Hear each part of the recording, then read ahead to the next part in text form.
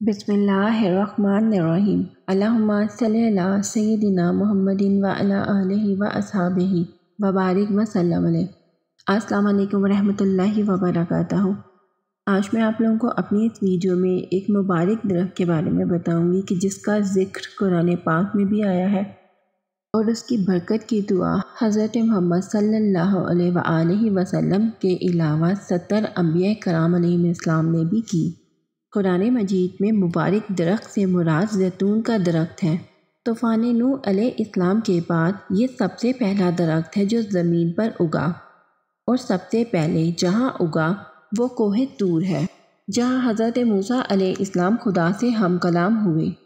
زیتون کے درخت کی عمر بہت ہی زیادہ ہوتی ہے، یہاں تک کہ بعض عالموں نے فرمایا ہے کہ 3000 برس تک یہ درخت باقی رہتا ہے۔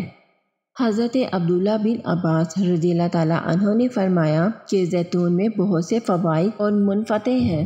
اس کے تیل سے چراغ جلایا جاتا ہے اور یہ بطور سالن کے بھی استعمال کیا جاتا ہے، اور اس کی سر اور بدن پر مالش بھی کرتے ہیں، اور یہ چمڑے کی دباغت میں بھی کام آتا ہے، اور اس سے لکڑی بھی جلاتے ہیں، اور اس کا کوئی جزو بھی بیکار نہیں، یہاں تک کہ اس کی راکھ سے ریشم دھو کر صاف کیا جاتا ہے، اور یہ حضرات انبیاء علیہ السلام کے مکانوں اور مقدس زمینوں میں اگتا ہے، اور اس کے لیے 70 انبیاء کرام نے برکت کی دعا مانگی ہے، یہاں تک کہ حضرت ابراہیم خلیل اللہ علیہ السلام اور حضور خاتم النبیین صلی اللہ علیہ وآلہ وسلم کی مقدس دعاؤں سے بھی یہ درخت سرفراز ہوا ہے۔ اللہ تعالیٰ نے اس مبارک درخت کے بارے میں ارشاد فرمایا، ترجمہ کنز الایمان، اور وہ پیڑ پیدا کیا کہ طور سینا سے نکلتا ہے، لے کر اگتا ہے تیل اور کھانے والوں کے لیے سالن۔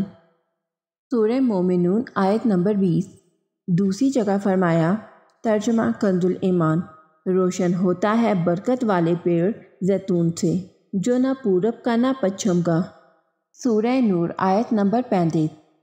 زیتون ایک بڑی برکتوں والا درخت ہے۔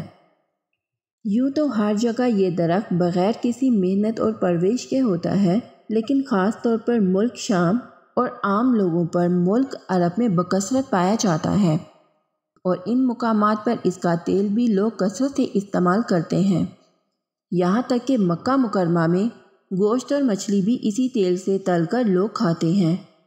اس کے تیل کو عربی میں زیت کہتے ہیں، اور یہ تیل بیچنے والا زیات کہلاتا ہے۔ اگر مل سکے تو مسلمانوں کو چاہیے کہ تبرکاً اس کا استعمال کریں، کیونکہ قرآن مجید میں اس کو مبارک درخت فرمایا گیا ہے، اور 70 انبیاء کرام نے اس میں برکت کے لیے دعائیں فرمائی ہیں، لہٰذا اس کے بابرکت ہونے میں کوئی شک و شبہ نہیں، اور جب بابرکت چیز ہے تو اس میں یقیناً فوائد و منافع بھی بہت زیادہ ہوں گے۔ زیتون کے تیل کو شفا بھی سمجھا جاتا ہے۔ اگر کہیں کسی کے درد وغیرہ ہو رہے ہو، وہاں پہ زیتون کے تیل کی مالش کر کے پٹی وغیرہ باندھ دی جائے تو اس درد میں فوراً افاقہ آ جاتا ہے۔ بہت سارے ڈاکٹرز قوت مدافعت بڑھانے کے لیے زیتون کے تیل کو استعمال کرنے کا مشورہ دیتے ہیں۔ یہ ہمیں بیماریوں سے پاک رکھتا ہے۔ اللہ تعالیٰ نے اس میں شفا بھی رکھی ہے۔